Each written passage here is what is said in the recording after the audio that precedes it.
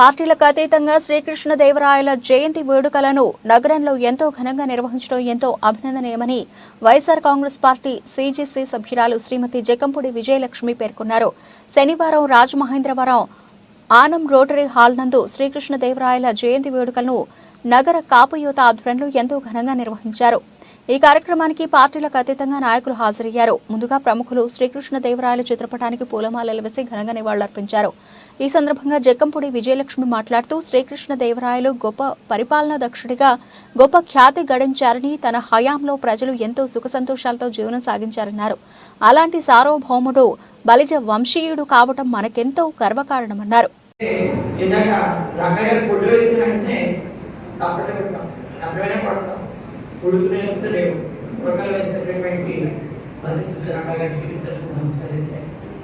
అటువంటి మహనీయులు ఎంతమంది ఉన్నారు.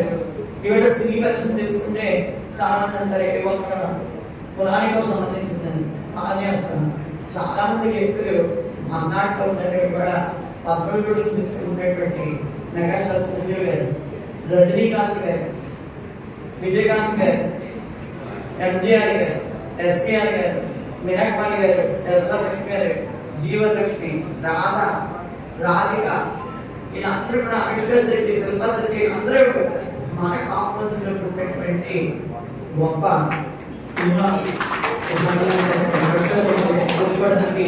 మనందరం కూడా గర్వపడాల్సినటువంటి అవసరం.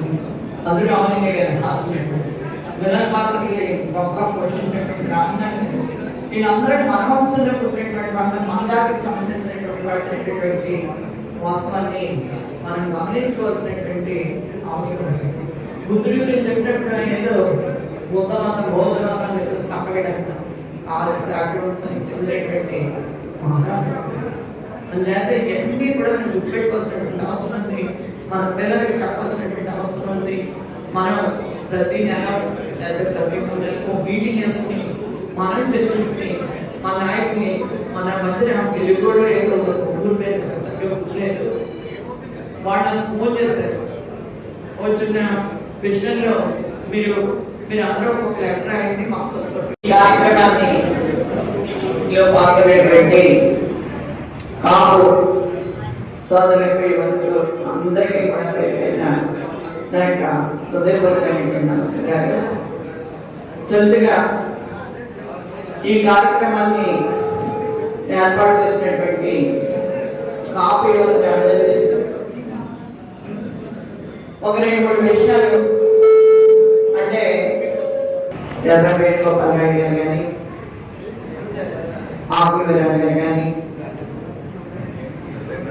అద్దెపల్లి లక్ష్మణ్ సింగ్ గారు కానీ, ప్రధాన రామకృష్ణ గారు కానీ చాలా విషయాలు చెప్పడం జరిగింది. మనకి కళల్ని పోషించినటువంటి గొప్ప మహారాజుగా గోల్డెన్ చెప్పుకుంటాం. మన శ్రీకృష్ణదేవరాయల కూడా ఆంధ్రప్రదేశ్ చెప్పుకోవడం జరుగుతుంది.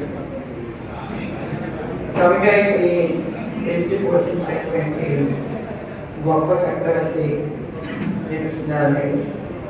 అందుకే ఇప్పుడు మనందరం చదువుకుంటాం ఆస్పత్రికి జరిగింది.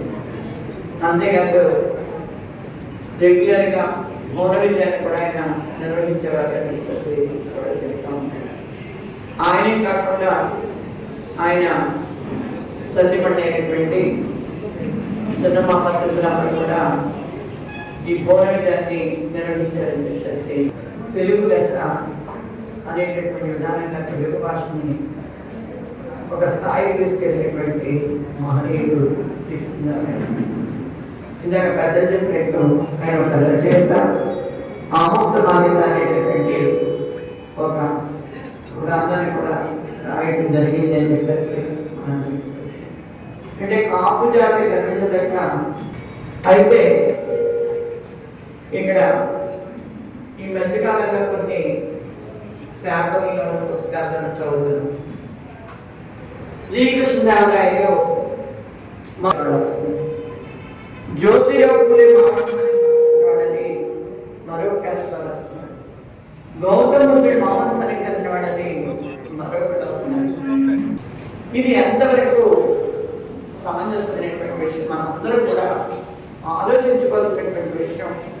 ఏ జాతి అయితే తన గత చరిత్రని విస్మరిస్తుందో ఖచ్చితంగా జాతి ఇబ్బందులు పాలయ్యేటటువంటి పరిస్థితులు ఉంటుంది, నిర్వీర్యమైపోయేటటువంటి పరిస్థితులు అనేటటువంటి వాస్తవమైనటువంటి విషయం.